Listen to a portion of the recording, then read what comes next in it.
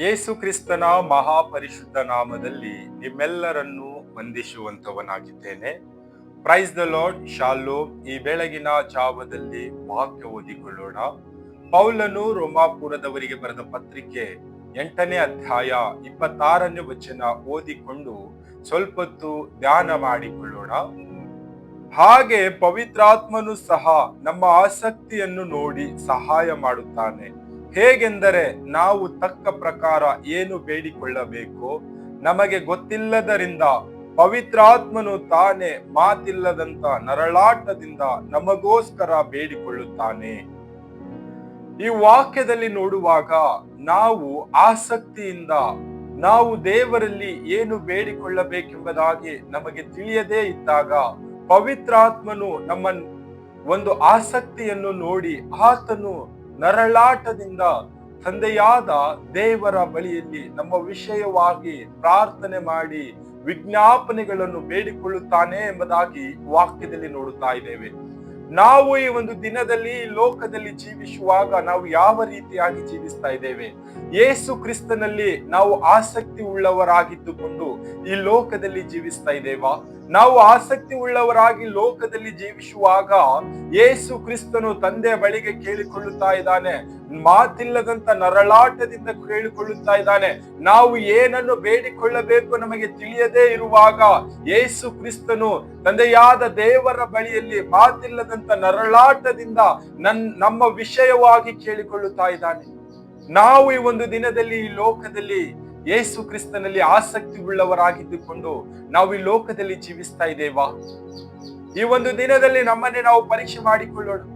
ನಾವು ಪ್ರತಿನಿತ್ಯದ ಅಗತ್ಯಗಳು ನಮಗೆ ಏನು ಬೇಕು ಏನು ಬೇಡ ಎಂಬುದಾಗಿ ಕೆಲವು ಸಮಯಗಳು ನಮಗೆ ತಿಳಿಯುವುದಿಲ್ಲ. ನಾವು ಯೇಸು ಕ್ರಿಸ್ತನಲ್ಲಿ ಆಸಕ್ತಿ ಉಳ್ಳವರಾಗಿದ್ದಾಗ ನಮಗೆ ಯಾವ ಸಮಯದಲ್ಲಿ ಏನು ಬೇಕು ಪ್ರತಿ ಒಂದೊಂದು ಅಗತ್ಯಗಳನ್ನು ಯೇಸು ಕ್ರಿಸ್ತನು ತಂದೆಯ ಬಳಿಗೆ ಕೇಳಿಕೊಂಡು ನಮಗೆ ದಯಪಾಲಿಸುವಂತವನಾಗಿದ್ದಾನೆ.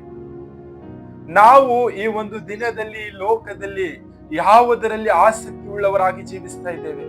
ಈ ಲೋಕದ ಸಂಗತಿಗಳ ಮೇಲೆ ನಾವು ಆಸಕ್ತಿ ಉಳ್ಳವರಾಗಿ ಜೀವಿಸ್ತಾ ಇದ್ದೇವಾ? ಯೇಸು ಕ್ರಿಸ್ತನಲ್ಲಿ ನಾವು ಆಸಕ್ತಿ ಉಳ್ಳವರಾಗಿದ್ದು ಯಾವಾಗಲೂ ವಾಕ್ಯಗಳನ್ನು ಓದುತ್ತಾ ಧರ್ಮಶಾಸ್ತ್ರವನ್ನು ಕೈಕೊಂಡು ನಡೆಯುತ್ತಾ ಶಾಂತಿ, ಸಮಾಧಾನ, ಪ್ರೀತಿ, ಅನ್ಯೋನ್ಯತೆ, ಕರುಣೆ, ದಯೆ, ಉಪಕಾರ, ಅನೇಕ ಜನರಿಗೆ ಮಾರ್ಗದರ್ಶನ ತೋರಿದವರಾಗಿ ನಾವು ಯೇಸು ಕ್ರಿಸ್ತನ ಒಂದು ಸ್ವಾರೂಪ್ಯವನ್ನು ಧರಿಸಿಕೊಂಡವರಾಗಿ ನಾವು ಆಸಕ್ತಿ ಉಳ್ಳವರಾಗಿ ಜೀವಿಸ್ತಾ ಇದ್ದೇವಾ? ಈ ಒಂದು ದಿನದಲ್ಲಿ ನಾವು ಈ ಲೋಕದಲ್ಲಿ ಯೇಸು ಕ್ರಿಸ್ತನ ಮೇಲೆ ಆಸಕ್ತಿ ಉಳ್ಳವರಾಗಿ ನಾವು ಜೀವಿಸುವಾಗ ಯೇಸು ಕ್ರಿಸ್ತನ ವಾಕ್ಯದ ನಿಮಿತ್ತ ಸುವಾರ್ತೆ ಸಾರುವುದರಲ್ಲಿ ನಾವು ಆಸಕ್ತಿ ಉಳ್ಳವರಾಗಿ ಜೀವಿಸುವಾಗ ನಮಗೆ ಏನೆಲ್ಲಾ ಅಗತ್ಯಗಳನ್ನು ಬೇಕು ಆ ಎಲ್ಲ ಅಗತ್ಯಗಳು ತಕ್ಕ ಕಾಲದಲ್ಲಿ ಯೇಸು ಕ್ರಿಸ್ತನು ತಂದೆಯ ಬಳಿಗೆ ಕೇಳಿಕೊಂಡು ನಮಗೆ ದಯಪಾಲಿಸುವಂತವನಾಗಿದ್ದಾನೆ. ಈ ಒಂದು ದಿನದಲ್ಲಿ ಲೋಕದಲ್ಲಿ ನೋಡುವಾಗ ನಮ್ಮ ವಿಷಯವಾಗಿ ಕೇಳಿಕೊಳ್ಳುವಂತವರೊಬ್ಬರೂ ಇಲ್ಲ.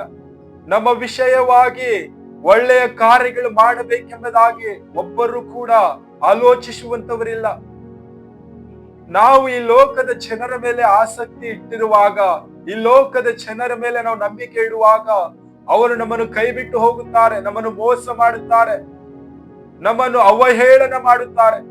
ನಾವು ಯೇಸು ಕ್ರಿಸ್ತನಲ್ಲಿ ಆಸಕ್ತಿಯರಾಗಿರುವಾಗ ನಂಬಿಕೆ ಇಡುವಾಗ ಆತನು ನಮಗೆ ಏನೆಲ್ಲಾ ಬೇಕೋ ಎಲ್ಲ ಅಗತ್ಯಗಳನ್ನು ಒದಗಿಸಿಕೊಡುವಂತವನಾಗಿದ್ದಾನೆ. ಈ ಒಂದು ದಿನದಲ್ಲಿ ನಮ್ಮನ್ನೇ ನಾವು ಪರೀಕ್ಷೆ ಮಾಡಿ ನೋಡಿಕೊಳ್ಳೋಣ. ನಮ್ಮ ಆಸಕ್ತಿ ಯಾರ ಮೇಲೆ ಇದೆ? ಭೂಮಿ ಆಕಾಶಗಳ ನಿರ್ಮಿಸಿದಂತ ದೇವರ ಮೇಲೆ ನಮ್ಮ ಆಸಕ್ತಿ ಇದೆನಾ? ಸರ್ವಲೋಕದ ಒಡೆಯನು, ನನ್ನ ಸೃಷ್ಟಿಕರ್ತನು, ನನ್ನ ವಿಮೋಚಕನು, ನನ್ನ ನಿರ್ಮಾಣಿಕನು, ಆತನ ಮೇಲೆ ನಮ್ಮ ಆಸಕ್ತಿ ಇದೆನಾ?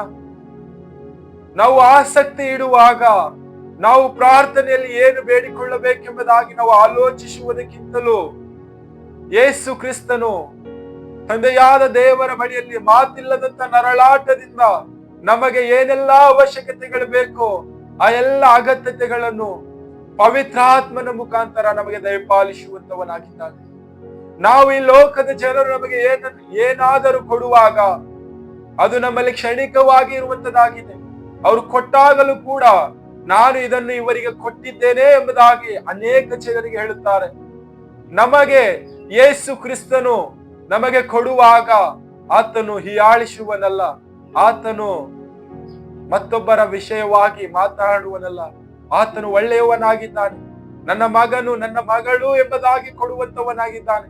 ನಮ್ಮ ಆಸಕ್ತಿ ಯೇಸು ಕ್ರಿಸ್ತನಲ್ಲಿ ಇಡುವಂತವರಾಗಬೇಕು. ಈ ಒಂದು ಸುಂದರ ಸಮಯವಾಗಿದೆ. ನಮ್ಮನ್ನೇ ನಾವು ಪರೀಕ್ಷೆ ಮಾಡಿಕೊಳ್ಳೋಣ. ನಮ್ಮ ಆಸಕ್ತಿ ಲೋಕದ ಜನರ ಮೇಲೆ ನಮ್ಮ ಆಸಕ್ತಿ ಇದೆನಾ? ನಮ್ಮ ಸೃಷ್ಟಿಕರ್ತನು, ಭೂಮಿ ಆಕಾಶಗಳ ಒಡೆಯನು ಯೇಸು ಕ್ರಿಸ್ತನ ಮೇಲೆ ನಮ್ಮ ಆಸಕ್ತಿ ಇದೆನಾ? ಈ ಒಂದು ದಿನದಲ್ಲಿ ನಮ್ಮನ್ನೇ ನಾವು ಪರೀಕ್ಷೆ ಮಾಡಿಕೊಳ್ಳೋಣ. ಕರ್ತನು ಈ ವಾಕ್ಯ ನಮ್ಮೆಲ್ಲರ ಆತ್ಮೀಯ ಬಕ್ಕಾಗಿ ಆಶೀರ್ವದಿಸಲಿ. ಆಮೆನ್.